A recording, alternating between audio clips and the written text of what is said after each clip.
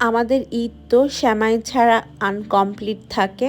আজকের পর্বে আমি আপনাদেরকে জর্দা সেমাই বা শুকনা সেমাই করে দেখাবো, যেটা কিনা রান্না করা খুবই সহজ আর উপকরণও লাগে অনেক কম।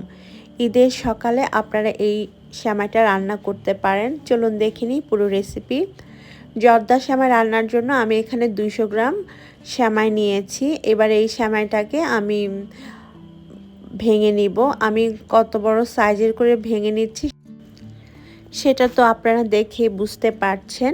তো সম্পূর্ণ সেমাইটাকে এভাবে করে ভেঙে নিতে হবে। সেমাইটা ভাঙা হয়ে গিয়েছে। এবার চলে যাব সেমাইটা রান্না করার জন্য। চুলায় আমি একটা প্যান বসিয়ে দিয়েছি।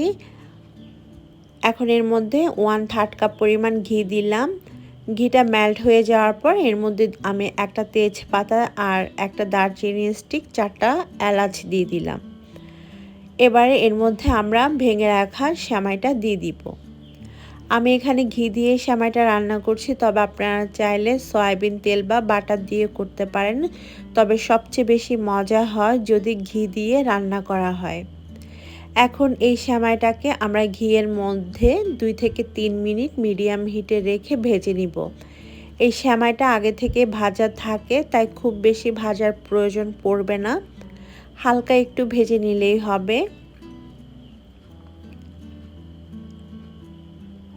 যখন সেমাইটা হালকা একটু ঘিয়ের মধ্যে ভাজা হয়ে যাবে, তখন আমরা এর মধ্যে আরও কিছু উপকরণ অ্যাড করব।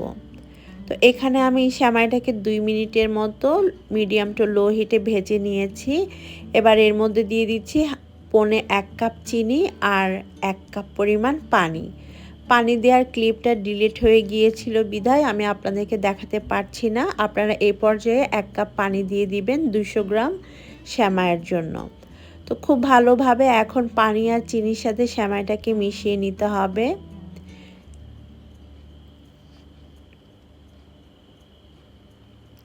মিশিয়ে নেওয়ার পর আমি ঢাকনা দিয়ে ঢেকে দিব আর 3 থেকে 4 মিনিট মিডিয়াম টু লো হিটে রান্না করব। 3 থেকে 4 মিনিট রান্না করার পর ঢাকনাটা খুলে নিয়েছি, আর এরই মাঝে চিনিটা গলে গিয়ে আরও একটু পানি বের হয়েছে।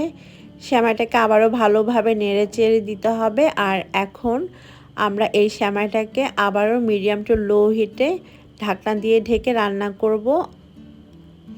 তার আগে এর মধ্যে 1/2 কাপ দিয়ে দিচ্ছি আমি নারকেল কোরানো, আর 1/2 কাপের মতো আমি ড্রাই ফ্রুটস, এখানে কিশমিশ আর বাদাম আছে সেগুলো দিয়ে দিলাম। সেগুলো খুব ভালোভাবে মিশিয়ে নিতে হবে সেমাইয়ের সাথে। আপনারা আপনাদের পছন্দ মতো যে কোনো ড্রাই ফ্রুটস এখানে ব্যবহার করতে পারেন। ভালোভাবে মিশিয়ে নেওয়ার পর এবারে ঢাকনা দিয়ে ঢেকে দিব, আর একদম লো হিটে আমি 5 মিনিটের মতো সেমাইটাকে রেখে দিব। আর এই 5 মিনিটের মধ্যে সেমাইটা পুরোপুরি সেদ্ধ হয়ে যাবে। 5 মিনিট পর আমি ঢাকনাটা খুলে নিয়েছি, আর আমাদের সেমাই পুরোপুরি সেদ্ধ হয়ে গিয়েছে। আপনাদেরকে আমি একটু দেখাচ্ছি। এই যে দেখুন, আমাদের সেমাই কিন্তু পুরোপুরি সেদ্ধ হয়ে গিয়েছে আর পানিটাও একদম শুকিয়ে গিয়েছে।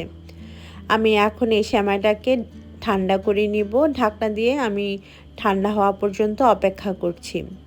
সেমাই যখন ঠান্ডা হয়ে আসবে তখন 2টা কাঁটা চামচের সাহায্যে একটু ঝুরা ঝুরা করে নিতে হবে। এতে করে সেমাইটা দেখতে অনেক বেশি সুন্দর লাগবে। একদম প্রতিটা সেমাই আলাদা আলাদা বোঝা যাবে। তো এখানে সেমাইটাকে ঝুরা করা হয়ে গিয়েছে। এখন আমি একটা সার্ভিং ডিশের মধ্যে সেমাইটাকে সার্ভ করে নিচ্ছি। ব্যাস তৈরি হয়ে গিয়েছে আমাদের ভীষণ মজার জর্দা সেমাই।